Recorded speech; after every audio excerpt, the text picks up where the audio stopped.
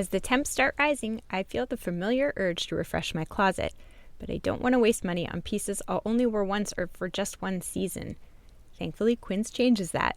Their clothes are timeless, lightweight, and far more elevated than anything else at this price. It finally feels like my wardrobe matches my standards.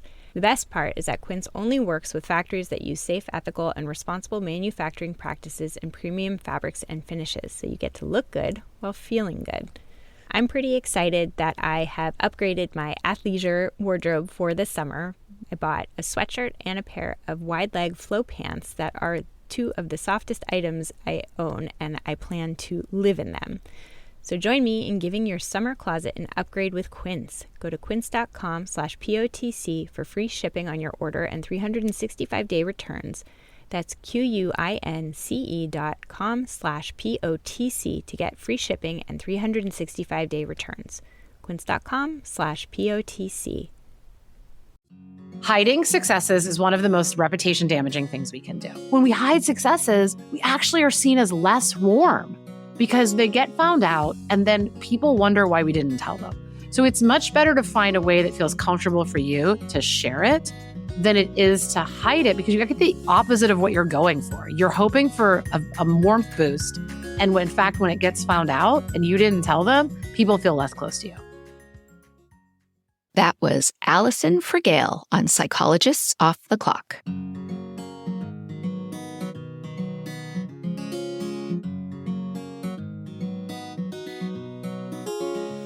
We are 5 experts in psychology here to bring you cutting-edge and science-based ideas to help you flourish in your relationships, work, and health. I'm Dr. Debbie Sorensen, a clinical psychologist practicing in Mile High, Denver, Colorado, and author of Act for Burnout, Act Daily Journal, and the Act Daily Card Deck. From America's Heartland, I'm Dr. Emily Edlin, a clinical psychologist based in Chicago, Illinois, and author of Autonomy Supportive Parenting. I'm Yael Schoenbrunn, a clinical psychologist, faculty at Brown University, author of Work, Parent Thrive, and a biweekly newsletter on relationships. Calling in from Vienna, Austria, I'm Michael Herold, ACT coach, confidence trainer, and author of an upcoming book on being a better conversationalist and making friends. And from coastal New England, I'm Dr. Jill Stoddard, author of Be Mighty, The Big Book of ACT Metaphors, and Imposter No More. We hope you take what you learn here to build a rich and meaningful life. Thank you for listening to Psychologists Off the Clock. Hey, everybody. I am here with Yael to introduce today's episode with Alison Fragale, where we talk about her book, Likable Badass, How Women Get the Success They Deserve. And the reason I wanted to do this intro with Yael is because she actually interviewed Alison for her amazing newsletter, Relational Riffs. So I'm so curious, Yael, what you thought about the episode. So first, I'll give the backstory of how I know Alison, which is through an academic writers group that I've been a part of. And it's a big group of people, but she just stands out. She's just such a likable badass. And I am guessing that she came into the world kind of awesome anyway, but she's really thoughtful, deep in the research, and putting a lot of these ideas of how we come across as both warm and assertive in this way that is really inherently likable. And I've connected her to a few people, and invariably everybody thinks she's just so awesome, which is how I feel about her too. But I knew that her book was coming out, and so I asked if she would be willing to let me interview her about being a likable badass in personal relationships. So her book is more about the workplace, but a lot of the skills and the research that she talks about really apply to everyday relationships, our marriages, with our children, with our good friends. And so she, through our interview, offered a lot of tips, some of which you didn't cover in your interview because our book is so chock full. So I'll link to the newsletter in our show notes. And so folks can read that if they're interested. I love that. Yeah, I follow Alison on LinkedIn. And so you can get a lot of her tips that way. And basically, like every way that I have followed her through the interview, through reading the book, through LinkedIn, I often have this thought that you're talking about, like, wow, she really practices what she preaches. After you listen to the interview, like, you'll really be able to see what this looks like in practice. And you'll see that there are actually, you'll hear in the interview, but then also see, like, there are some pretty simple ways to start accessing these skills. And I do want to encourage listeners to listen all the way through to the end, because towards the end of the episode, you share a personal question, something that you've been struggling with. And she offers some research-backed wisdom with really practical guidance in what to do that relates to mistaken assumptions that we have about humility and how humility should show up in our close relationships and in the workplace, that I think is really, really transformative in terms of how we can advocate for ourselves. So I hope people listen all the way to the end. And if you like the idea of being a likable badass, she has merch through her website. And I mean, what a great title. That's the thing that I keep getting stuck on. It's probably among the best titles that I've ever encountered. And what a rallying cry to be a likable badass. Well, we hope you enjoy this episode with Alison Fragale, and we would love to hear about the ways you are being likable badasses out in the world. Hey everybody, it's Jill here, and I'm so excited about today's guest. I have Alison Fragale here, who is going to talk to us about her incredible new book and national bestseller, Likable Badass: How Women Get the Success They Deserve. Alison Fragale is the Mary Farley Ames Lee Distinguished Scholar of Organizational Behavior at the University of North Carolina, Chapel Hill, Keenan Flagler Business School. As a research psychologist, award-winning professor, international keynote speaker, and author, she is on a mission to help others, especially women, use behavioral science to work and live better. Her scholarship has been published in the most prestigious academic journals in her field and featured in prominent media outlets such as The Wall Street Journal, The Washington Post, Financial Times, Boston Globe, and Inc. She lives in Chicago with her husband and 3 children who are all named after professional athletes. Alison, welcome to Psychologists Off the Clock. I'm so excited to be here. I have to tell you that I belong to a number of women's networking groups and marketing groups, and I made my first ever vision board last week. And at the last minute, they said, bring magazines, and I don't own any magazines. So I took the jackets off of a number of my hardcover books. I have it right next to me to show you right in the middle. Can you see it? I've got my Likable Badass on my vision board, and I let the women who were with me, borrow bits and pieces of my things. And one of the women took the really big Likable Badass up the cover, and it's right in the center of her vision board. And she posted it on social media, and every person was like, I love Likable Badass. I love Likable Badass. It was like the thing that drew everyone's attention. Oh my gosh. Thank you for telling me that story. I love it. And I do not have a vision board, but it now inspires me to think about what I could do with all those book jackets. That's awesome. Right? Exactly. Yeah, it worked really well. I have lots of podcast guests on my vision board. Women, not just women, although they might all be women guests, but, doing awesome things that I aspire to have in my 2025. So let's jump in. So you start by talking about how women can be disadvantaged in really 2 primary ways, both lacking power and lacking status. So I thought we should probably first start by defining what you mean by power and status, and then maybe talk about what we tend to focus on versus what we should be focusing on. Absolutely. So power is anytime you control a resource that's valuable to you and to other people. So if you're at work and you control the budget, if you can hire and fire, if you can give somebody a good performance review or a bad one, those are all sources of power. We often will seek those things. But even in life, money is at work in life is a form of power. I always joke, I have a teenager who's learning to drive. If I'm holding the car keys and I own the car, that's a source of power. A car is a resource that someone else thinks is valuable. And so with power, a couple things happen. One, it's a fundamental human need. We all want to have some control, autonomy over our lives, to be able to make decisions about how resources are used. So life is better with it than without it. And it's also a big source of influence. My teenager will certainly be much more obedient if he wants the car and he knows he has to go through me to get the keys. Just like at work, we often will comply with other people because we recognize the client has the power to buy your product or not, or your boss has the power to reward you or not. So power is a source of influence. Status is both very similar and very different. Status is similar in it's how much we're respected and regarded by other people. So now it's other people's judgments about us. It's not something like car keys that I can hold in my fist, even if you don't want that to be true. My status is your opinion about how much you value me. So I can't steal it. It has to be given to me voluntarily. like power, it's a fundamental human need. We all want to be respected. Life is better when we feel respected than when we don't. And it's also a big source of influence. If people respect you, they will allow themselves to be influenced by you.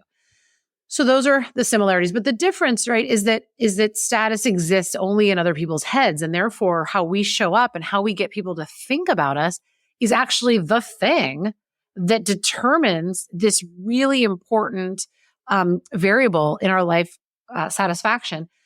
And the word power is used all the time. People aren't confused.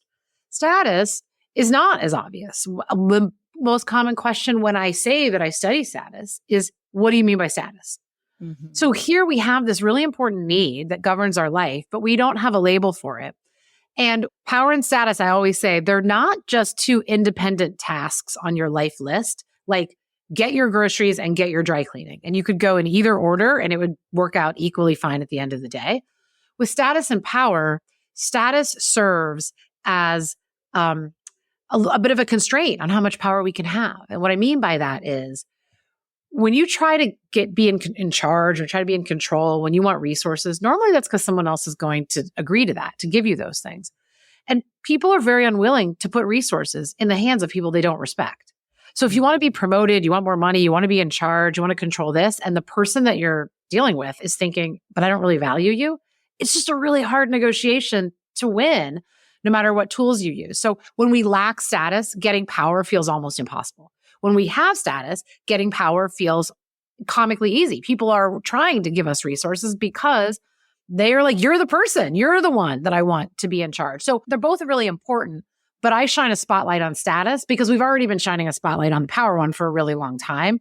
We don't need me for that. I'm trying to help people understand this other very important aspect of our human existence that we, until now, just haven't really been able to put our fingers on and label. Yeah, and tends to be overlooked. Power gets so much attention and you hear very little about status. And so this status piece has a lot to do with what it means to be a likable badass. So before we get to exactly what that means, I do want to address something that I think you very wisely address in the beginning of the book, which is that gender issues, of course, are systemic issues.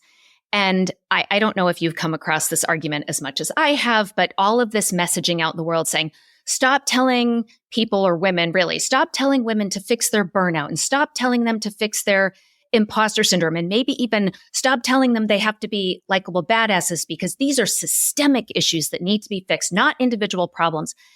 And, this frustrates me to no end because, yes, of course, that is true. And if we sit around waiting for systems to change, we're going to be waiting for forever while we're still suffering at an individual level. So, to me, it's not either or, it's both and. And so you address this with a game metaphor that I think is just brilliant that I wanted to actually read, if that's okay. So you say, I also think that the game label is apt here because games aren't always fair. Sometimes referees make bad calls. Sometimes other players cheat or knock you down. Sometimes you just end up with a bad outcome through no fault of your own, twisting an ankle or losing a turn in Candyland. There's no doubt that women have been asked to play games with unfair rules since the dawn of time, and the rules for women who aren't white, cisgender, or heterosexual are ridiculously unreasonable.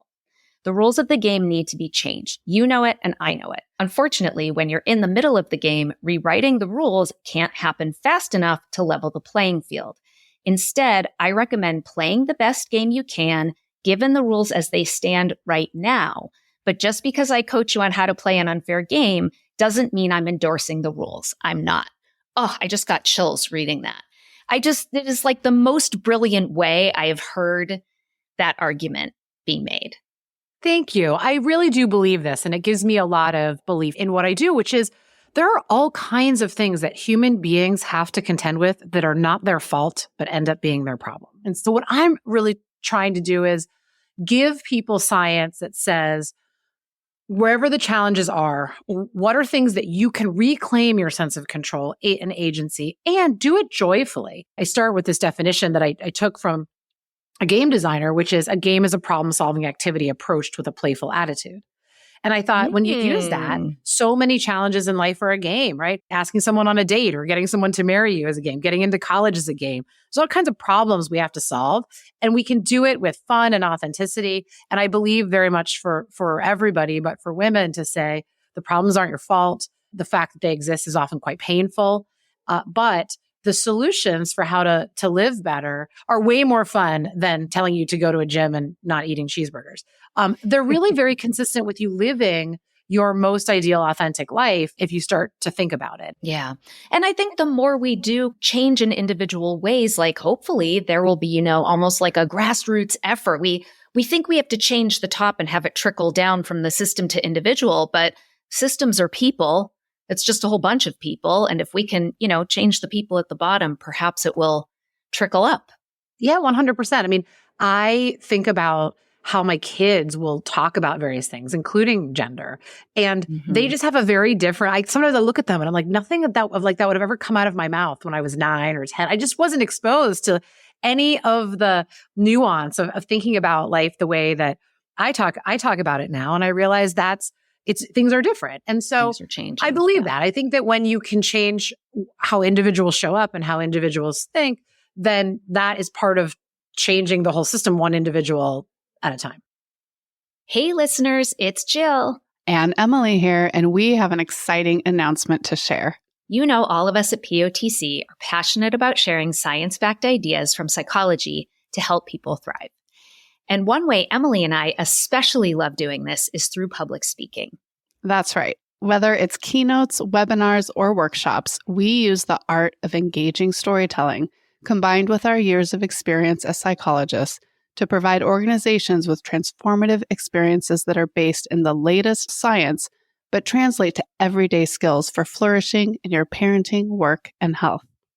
Or as we like to say, we bring the sizzle and the science. Because evidence-based talks don't have to be boring, and interesting talks shouldn't be fluffy. So to that end, we created the Well-Being Speakers Collective with our former podcast guest and author of The Power of Saying No, Vanessa Patrick. So if you or your organization are looking to provide compelling personal and professional development, visit our website at www.thewellbeingspeakers.com to learn all about who we are and the topics we cover. Things like how to parent smarter, not harder, imposter syndrome, saying no, and more. We would love to connect and help you thrive. So visit us at thewellbeingspeakers.com today. Well, let's talk about what it means to be a likable badass. So tell us a little bit about your research and what it has shown about the qualities, the behaviors that we can employ to be likable badasses. Absolutely. So it's catchy. I wanted it to rally people, to be like, that is me. That's exactly who I am. That's what I'm going for. And I think for the large part, the title has done that. But the academic in me, the scientist, says it also has a deep scientific meaning. And so it's my catchy term for where does status come from? And what I mean by that is you're interacting with all kinds of people, even if you're just seeing their post on social media. I'll call that an interaction. And every time a human being crosses your consciousness, your brain is deciding what you think about that human being. Like, do you like them? Do you respect them? Et cetera. And so when we make decisions about how much we respect other people and they make those decisions about us, those judgments are not random. Everybody is always evaluating the same two things. And the two things are two big buckets. One is, what are your intentions? Do you care about me? Are you friend or are you foe? So I always say, if you go back to like a caveman type of time, it's the most important thing people need to figure out. Are you going to hunt with me or are you going to kill me? And so human beings can figure out within fractions of a second, we'll make a judgment about how warm you are. Are you going to be someone who's just all out for yourself? Or are you going to help me? Your intentions are the most important thing I need to figure out, because if your intentions are to hurt me or to simply benefit yourself, then nothing else matters. But once I know that you're warm, what psychologists will call it, or likable, what I call it on the title, then the next thing I care about right after that is, well, can I rely on you? So yeah, you're my friend. You're not going to kill me, but are you a good hunter? So I'm not taking you on my hunt if you're not good at hunting anything. So I need to figure out, are you capable? And that's something else we care about very deeply. And on the title, I call it Badass in psychology, we often refer to it as our assertiveness, our ability to control our environment. So when we believe two things about a person, they care about us and they're good at things, they're going to add value to our lives. That's it. That's all we need for us to respect them. So those are the two non-negotiables. You need to convince other people that you are caring and you are capable. You are likable and you are badass. How you do that, there's a tremendous amount of latitude and authenticity of how you show up to say there's a million different ways that you could communicate to another human being that you're caring and you're capable. And you don't need to do it the same way that your neighbor does it or I do it. You just need to find some way to do it. So that's really trying to simplify what feels like a really complex process because we don't control what other people think, but we influence it greatly and we influence it along these two dimensions. So I tried to get people thinking all the time, all right, how are you, like, think of all the cues you're putting out into the world. Are they signaling that you're warm or caring? Are they signaling that you're assertive and capable?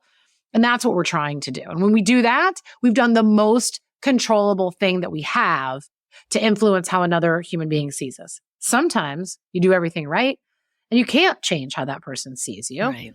And that's okay because we're playing a long game with lots and lots of people. But if we show up that way consistently to our audiences, that's where status comes from. So when I act in a way that convinces the world I am a likable badass, I am doing the best thing I can do to get the respect from them that I deserve.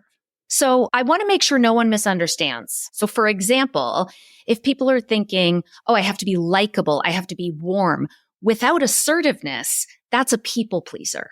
I'm just doing whatever everybody else wants me to do. I'm sacrificing my own power or desires or feelings. Is that right? That's right. So yes, like warm and we'll call it like the opposite of like submissive or deferential. And we're simply being very sweet and doing what everybody and anybody wants of us. Even if we're not burning ourselves out or feeling inauthentic, it's not that effective because it's not enabling us to show up as uniquely valuable and capable in any way. So we want to both be able to assert our own interests, but also to be giving in the right kind of way, not indiscriminately giving in ways that are highest and best use of my talents that you also recognize as highest and best use of my talents. So, you know, I'll make the distinction. I talk about this in the book about you meet a new person for the first time, common interaction that everybody has had.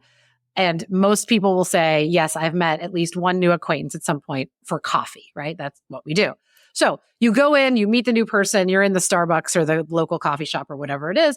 And then you get to the cash register and there's this inevitable dance of politeness where you might both offer to buy each other's coffee. I'll get it. No, I'll get it. And when you're doing that, what are you trying to do? You're thinking, I want to extend this gesture of kindness to this other person because I want them to like me. I want them to see me as warm. I'm not trying to be a doormat or even necessarily a people pleaser. I'm just with intention, offering to do some kindness for somebody. Great. Nothing wrong with it. I do it all the time.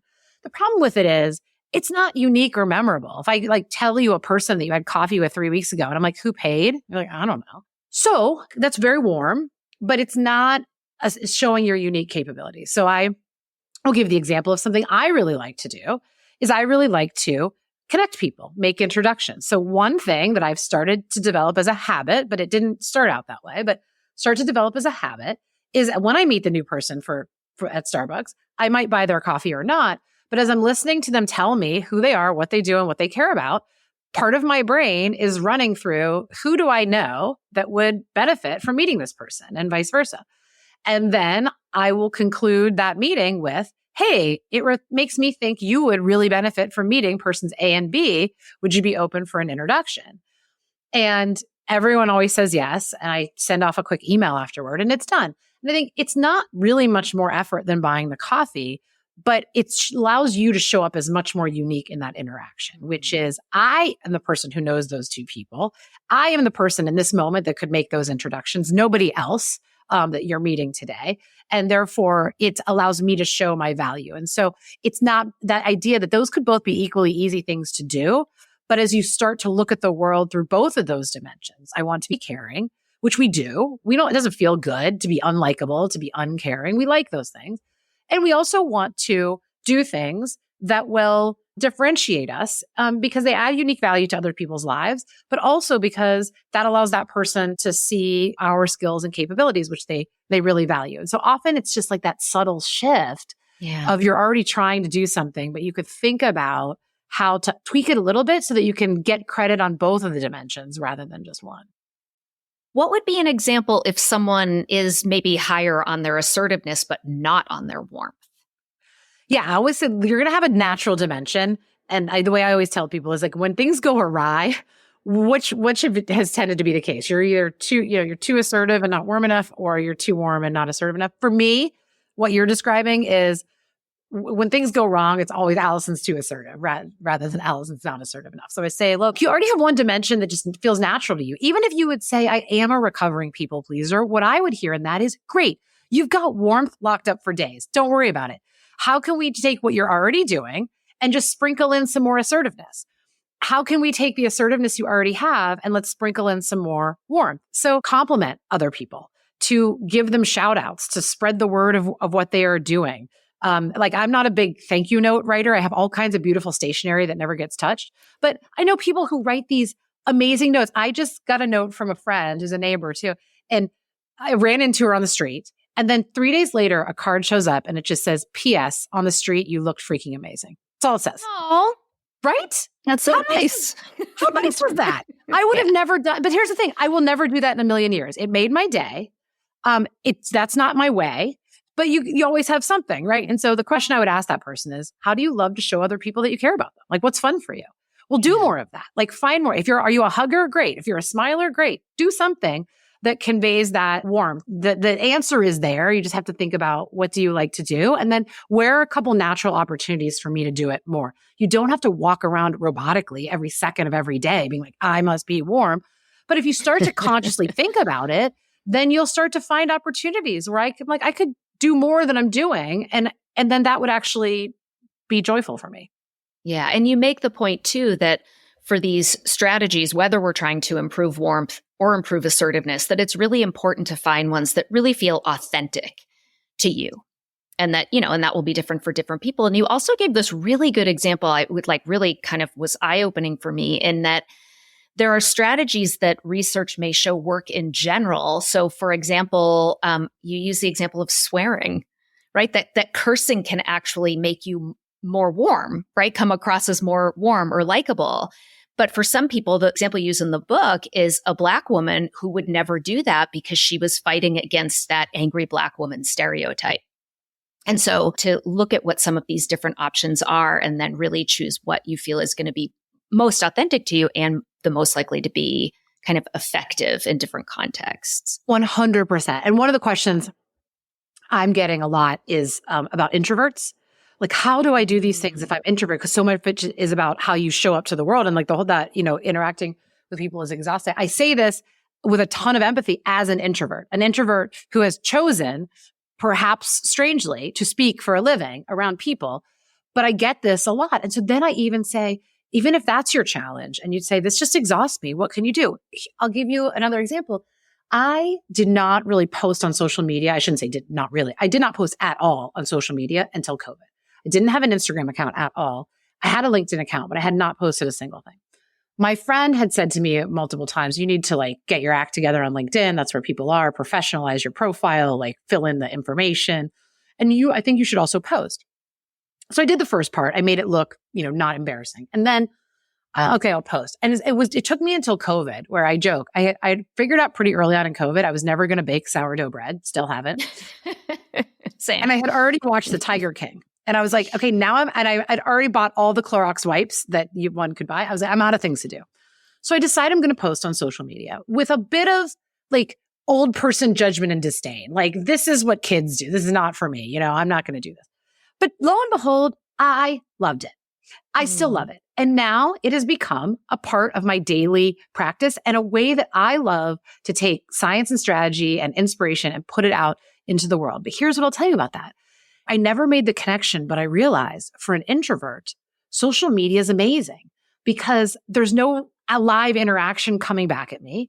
I can close the thing and I don't have to look at the comments or whatever. And so it's a very effective tool. It reaches a lot of people, but it also is I was like, didn't really understand why it fit me when I didn't think it would. And I thought, oh, it's a way that I can convey information while still conserving some of my limited energy to interact with the world. And so that's where whoever you are, just think there's going to be things I find joy in and then lean into those things. And I tell people, if you hate social, I would encourage you to go on it for a week or two because you don't know till you try it. But after a week or two or a month or whatever time you give yourself, if you wake up every day and think this is the bane of my existence, then drop it and go do something else. Yeah. But 100%, this is why I say there's room for each of us to take who we are, whether it's another status characteristic, an ascribed characteristic like race or sexual orientation or whatever that says things that get to work for somebody in a more privileged ascribed status don't work for me, or it just doesn't fit who I am. Don't do it.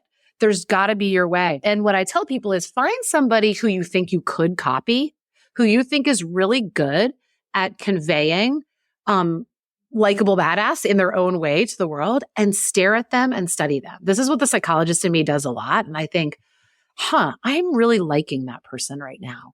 Why am I liking them? They must be doing something at this moment that's making me like them. What's that thing? And then I'm like, scan my bank of studies. I'm like, do we know why that's working? And, they're hitting on similarity, or, that was like flattering or whatever it is. And I'm trying to like put it into words rather than let it just be, oh, they're amazing. I love them.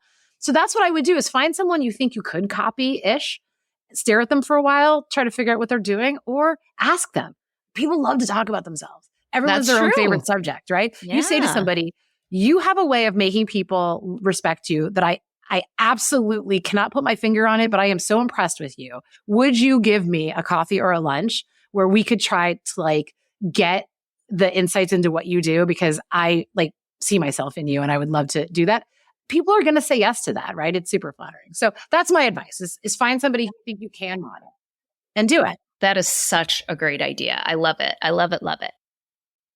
Social media might feel like a big undertaking, or even the coffee and observation might feel like a big undertaking, but you talk about a lot of really little baby steps people can take. I mean, even just like making eye contact and smiling, are ways that you can improve warmth. And the thing that I really love about this book is that, you outline the problem and the solution, but then you give so many actionable steps that people can take the minute they're done reading the book, but that it's important that people even know who you are and that you're out there in the world.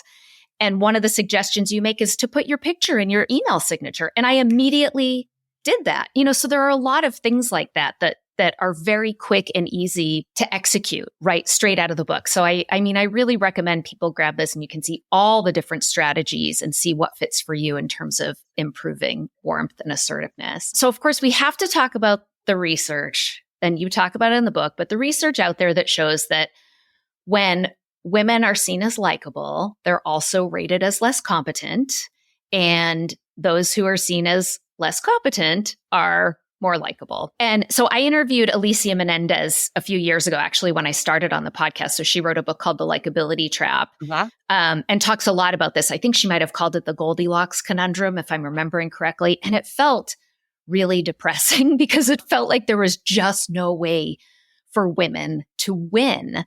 But you suggest that we can actually bypass this. So can you talk a little bit about that? And you have some research, I think, specifically about ways that we can kind of overcome this duality. Yeah, I talk about this in the book. I talk about the science of why that happens and why that happens for women, not men. That everyone scratches their heads. And I do want to clarify one thing that is, I understand why it's said, but it's not technically correct. A lot of times people will say, women not to be likable, like no one cares if the men are likable. And I said, let's not exactly, the academic in me will pause you on that, because I'd say, let me just then test this. You have a choice of hiring, or let's say going to work for, two different men. They are both experts in their field. They're highly capable. One of them, everyone tells you, is generous and likable and kind and honest and funny. And the other one is described as selfish and cold and ruthless and quarrelsome. Are you really indifferent? No, nobody is indifferent. Everyone picks the warm guy. Warmth is a superpower that no human being should squander. Okay. Mm-hmm. We all want to be around people who are warm and other oriented. Now, but the reality of, wait a second, when I am doing the same thing as my male colleague, they're getting credit for both and I'm only getting credit for one or the other, that is true. That's not, you're not making that up. And it relates to status. There is this vicious cycle where people who lack status are seen as one or the other, but not both. As soon as you have status, you're seen as both. So the reason that a man can walk in and do whatever they want and be seen as warm and capable is because the brain just associates the high status man with warm and capable before they've even done anything. And now all they have to do is not mess it up, which is not that hard. So that's the science of why it happens. We're trying to earn a reputation. Men are trying to keep a reputation. And those are different standards. Now, the key, though, is the way it's overcomeable. It's not like that part is depressing. There's no way around it. It's depressing. The part then we go into optimism is behavior trumps demographics. So what I mean is how you show up in an interaction has been shown in research to have a bigger impact on how people see you than any other ascribed characteristic, gender, race, whatever it is. So you can overcome anything in somebody's non-conscious brain if you act in a way that gets their brain to pay attention to what you're doing and gets their brain away from some of these characteristics that are associated with implicit and explicit bias. And so what that means is there's a little bit more responsive effort that goes into having to think about how do I convince this person that I am capable and I am caring when their non-conscious brain is looking at different signals and concluding that I'm not. Very doable. And I always say, if you don't believe me, the evidence is all around us. I say, name a woman that you really, really respect. People see her as competent and likable, and everyone else, around her does too. No one says I can't think of anyone. People are doing this all the time. They're doing it. And so if they're doing it, we can do it. But it does require a little bit of strategy and intention, which is why I start in the book or when I talk to people of saying, let me just give you a little bit of why this is happening. So you're not crazy and it's not your fault. And now I want to talk about, okay, given this, what do we do? And the general solution is you want to basically take control of their brain from the instant you come into their conscious awareness. So, I always say, even in you meet someone for coffee, if by the end of the coffee, I'm the person who has put them in touch with somebody who is going to talk with them about, their next business opportunity or a problem they're really struggling with in their personal life, or even they're trying to find a puppy for their kid. And I know this great person who has the breed they want, whatever it is, all of a sudden, right? I can try to take over their brain as Alison is a person who knows things and is willing to use those things to help me. And that's really what we're trying to do. And there's lots of different ways that we can do that. But that's why that challenge exists for women. So we acknowledge it and we say it is a fixable thing. But we will, I think the way I would put it is, it's not that we have a different set of things we have to do than men. So when I speak to men and I say, okay, let me give you the best science-based advice I can about how to build status and be successful, it would be exactly the same as the advice I would give to the women. So there's nothing different about it. It's more like, but hey guys, if you don't do it, you might be able to skate by and you won't be as effective as the men who do it, but you might still be able to survive. And for the women, I would say that we don't have that luxury. We need, good science-based tactics. So it's not a different set of rules. It's more, we don't have the luxury of ignoring them. Right.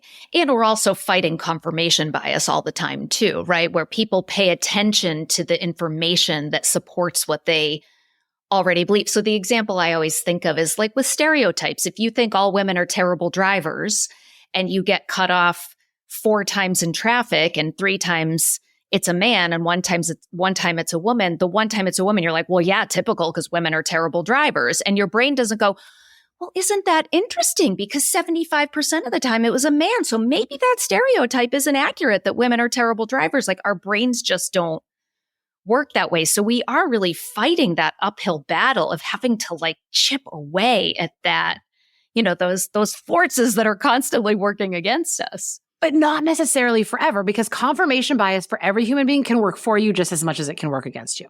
So an example, if you think about a situation where you might have needed to do something that you might feel anxious about in a typical situation. Let's say you had to cancel something at the last minute. You were going to be late on a deadline. Something like this. You told somebody, yes, you'd do something and then you'd change your mind. These are the kinds of things that might give us some pause to think, oh, I might lose some status in their eyes if I did that thing. But imagine you have to do that with a person that you know already thinks incredibly highly of you because you have a history of delivering to that person and you know that person respects and values you. You might be less worried because you'd say, hey, I already have the belief in their mind. They value me. So I can do this thing. I can send you hey, we're not going to do this today, or I'm going to be a week late. And you know it's not going to be a thing because confirmation bias. Because when that person gets that email from you, it's not read through the same lens that they would read it through a new acquaintance or a stranger. It's read through the lens of how they see you, which is, hey, I already value you. So if you're rescheduling, something must have gone really sideways in your life. It's not a problem. So that's confirmation bias. Once we build the status, even as a woman, even as anybody who's lacking ascribed status, who is or systemically marginalized, once you've gotten that respect from that audience, you can ride confirmation bias too. We all do. But the downside, the other version is, this is why I say to people, the second you enter someone's conscious awareness, because what so many people do, men and women, but it makes me cringe when it's women, is I'm just going to go into a relationship. I'm going to put my head down. I'm going to do some good work. I'm going to look up when my good work is completed and then hand it over. And then at that point, I might realize for the first time that I have a people problem. The person doesn't think my work is as good as I think it is, or they don't give me as much credit, or they don't reward me as much, whatever it is. And now I'm like, I've got a people problem. I've got to fix this. But for the past X number of days, months, years, you've had your head down, allowing that person to think of you as less than you deserve to be thought of for all that time. And now you want to change their mind. And it's just a much harder problem than trying to shape how they see you from the beginning. So I'm very evangelical on, if we can take control of relationships from the beginning, the things we need to do to get people to value us are so small relative to the thing you'll need to do 3 years from now, once that person has spent 3 years undervaluing you and you want to convince them you're a person that they should respect.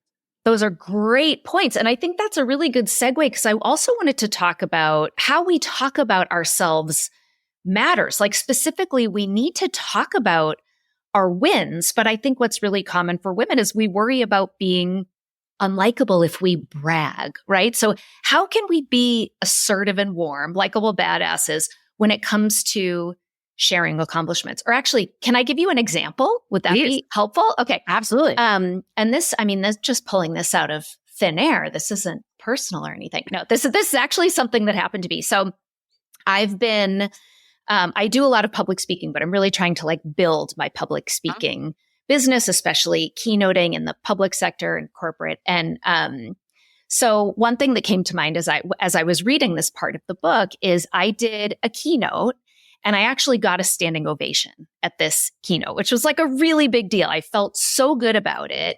But that's not a thing that you put in your bio or put on your CV. And it feels like I'm not going to just walk around being like, oh, hey, Alison, guess what? I got a standing ovation at my keynote. I'm trying to get people to hire me to do keynotes. That would be cool for them to know. But how do you put that in a conversation and not sound like you're bragging and be assertive and warm? 100%. So no one has any idea what you did all day. They don't know until you tell them. So one thing is, you realize how much of the information about you that's out in the world that people know, how much of it originated with you. So your resume, you wrote that. Those words originated with you and you had to do the things and write the things. Your bio is probably written by you. Your social media is written by you. Your podcasts are hosted by you. When people talk to you at a cocktail party, the conversation is provided by you. What people think about you, it comes from you. So if you don't tell it, it doesn't get known. But like you, I agree with you. Okay, this really cool thing happened, but it's not an accomplishment that goes in the resume.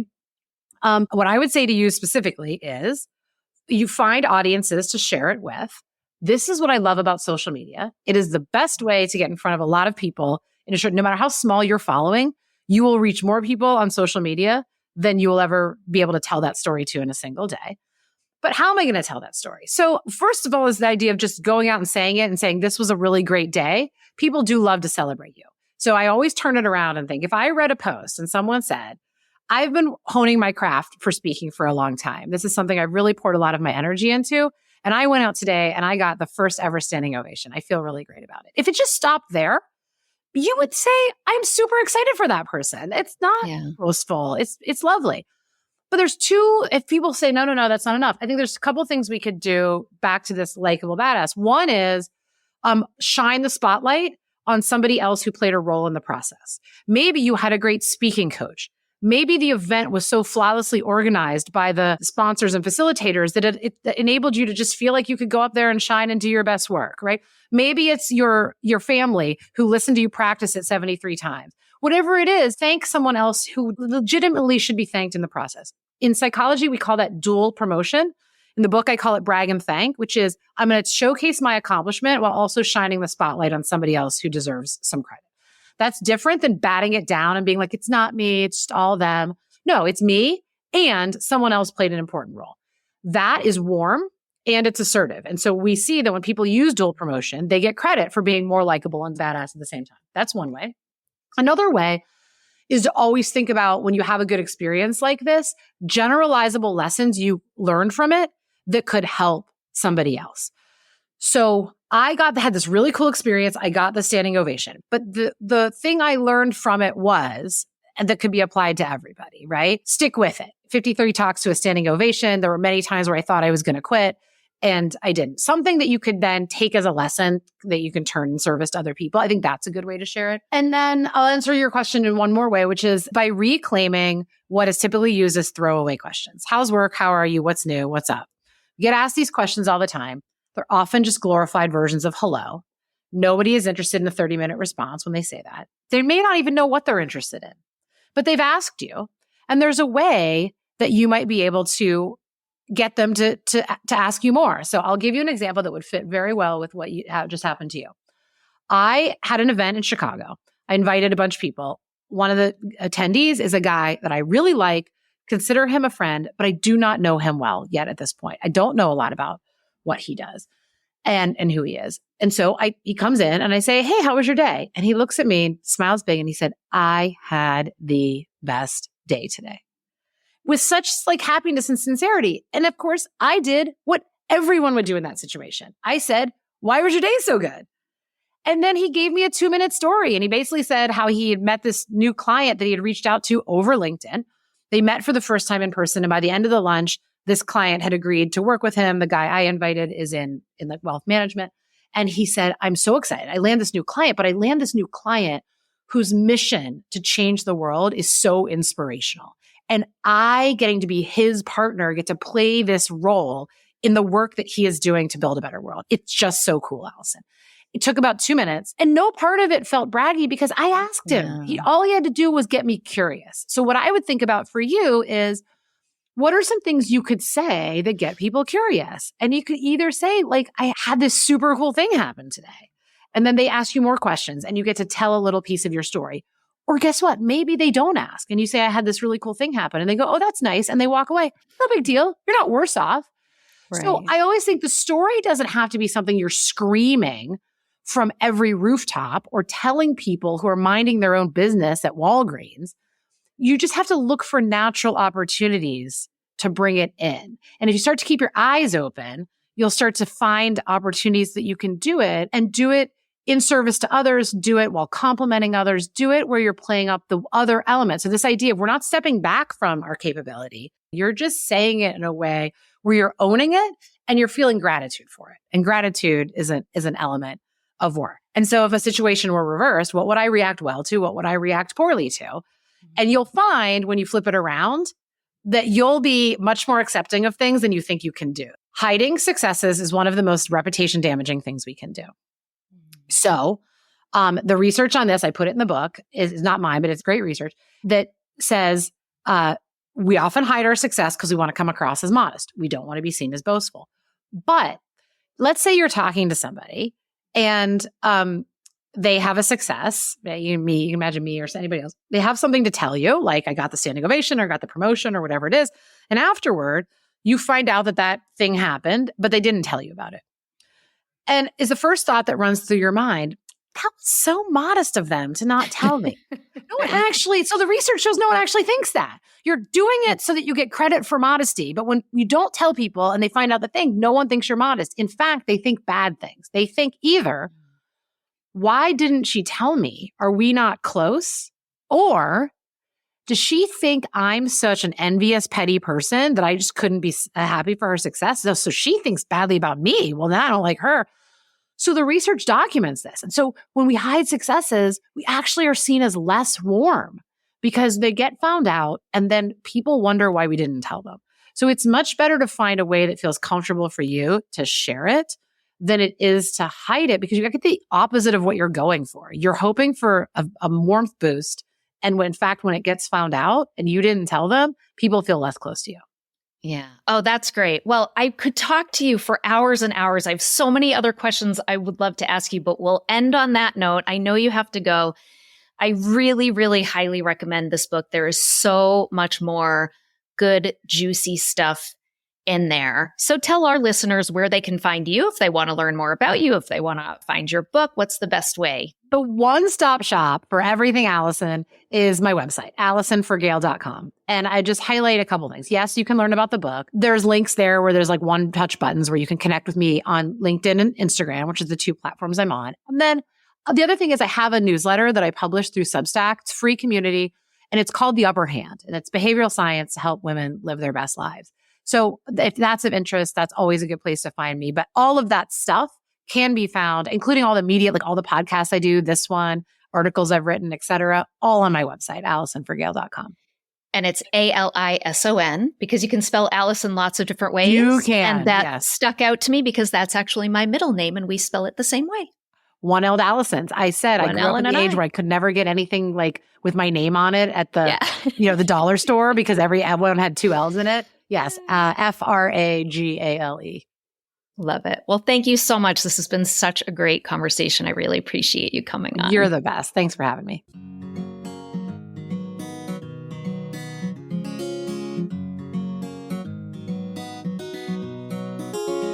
Thank you for listening to Psychologists Off the Clock. If you enjoy our podcast, you can help us out by leaving a review or contributing on Patreon. You can get more psychology tips by subscribing to our newsletter and connecting with us on social media. We'd like to thank our podcast production manager, Jadine Stout-Williams. This podcast is for informational and entertainment purposes only and is not meant to be a substitute for mental health treatment. If you're looking for mental health treatment, please visit the resources page of our website, offtheclockpsych.com.